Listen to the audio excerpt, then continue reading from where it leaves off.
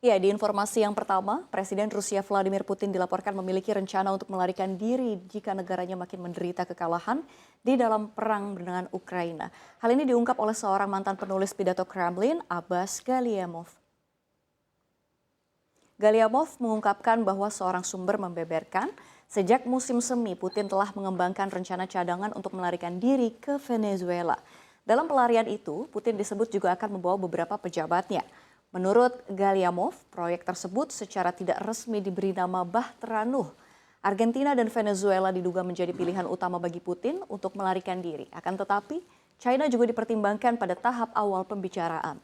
Sumber Galiamov juga menyebut peran wakil presiden dan kepala staf perusahaan energi Rusia Rosneft, Yuri Kurilin, sebagai orang lapangan yang membuat semua pengaturan untuk potensi evakuasi ke Venezuela. Sementara itu pasukan Rusia telah menerima pukulan balasan dari Ukraina. Selain dipaksa mundur dari wilayah Liman dan Kherson, Kiev telah melancarkan serangan ke pangkalan militer Moskow yang terletak ratusan kilometer dari wilayah perbatasan. Hingga saat ini belum ada konfirmasi dari Rusia terkait laporan tersebut, namun Kremlin kerap menunjuk Barat melakukan kampanye propaganda.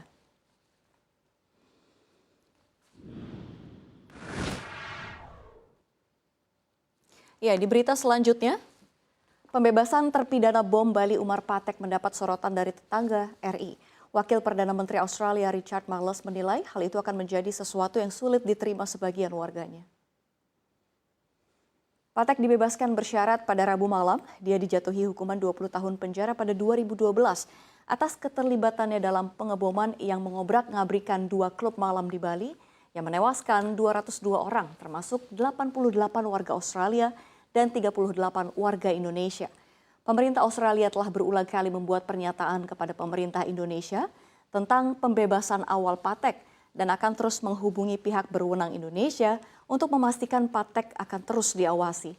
Patek adalah seorang anggota kelompok militan Jemaah Islamiyah yang berafiliasi dengan Al-Qaeda, memenuhi syarat untuk pembebasan bersyarat pada Agustus karena berperilaku baik di penjara.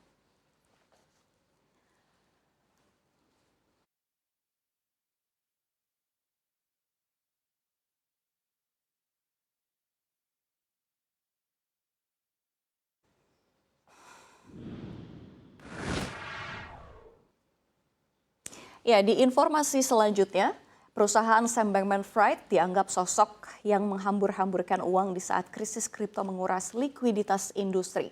Diketahui para eksekutif FTX sempat memohon kepada Bankman-Fried untuk menghemat uang dan berhenti menghabiskan ratusan juta dolar untuk endorse selebriti. Namun miliarder berusia 30 tahun itu tetap bersikeras menguras dompet perusahaan untuk branding dan hype demi membuat pertukaran kripto miliknya populer. Kepada CNBC International, orang yang dekat dengan FTX dan Bankman-Fried mengatakan mantan CEO itu melobi secara agresif untuk bermitra dengan pemenang Grammy Award 11 kali Taylor Swift. Kesepakatan itu dikabarkan menelan biaya lebih dari 100 juta dolar Amerika Serikat atau sekitar 1,5 triliun selama 3 tahun. Usaha itu hampir membuahkan hasil sebelum akhirnya perusahaan dinyatakan bangkrut. FTX mengalami kebangkrutan bulan lalu setelah muncul keraguan tentang kesehatan keuangan bursa kripto dan pelanggan mulai menuntut penarikan dana yang diberitahu bahwa uang mereka tidak tersedia. Kini pihaknya menghadapi potensi tuntutan pidana dan kemungkinan berakhir di balik penjara.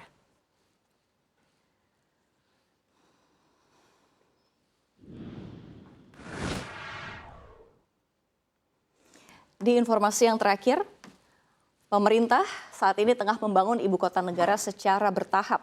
Adapun pembangunan awal IKN di Kalimantan Timur ini telah dimulai sejak Undang-Undang tentang IKN disahkan oleh DPR RI pada 18 Januari 2022 dan akan menjadi pusat pemerintahan. Ya, namun Menteri Keuangan Sri Mulyani Indrawati memastikan pembinaan ibu kota ini tidak lantas membuat Jakarta redup. Pasalnya, Jakarta akan menjadi pusat pertumbuhan ekonomi yang kuat bagi Indonesia. Sebelumnya, Sri Mulyani juga mengatakan, dalam proses pemindahan ibu kota, Jakarta perlu dilihat sebagai tempat yang selama ini tidak hanya diisi oleh gedung-gedung pemerintahan. Akan tetapi lebih luas, Jakarta telah menjadi tempat aktivitas pemerintahan berlangsung yang dampaknya juga harus diperhatikan.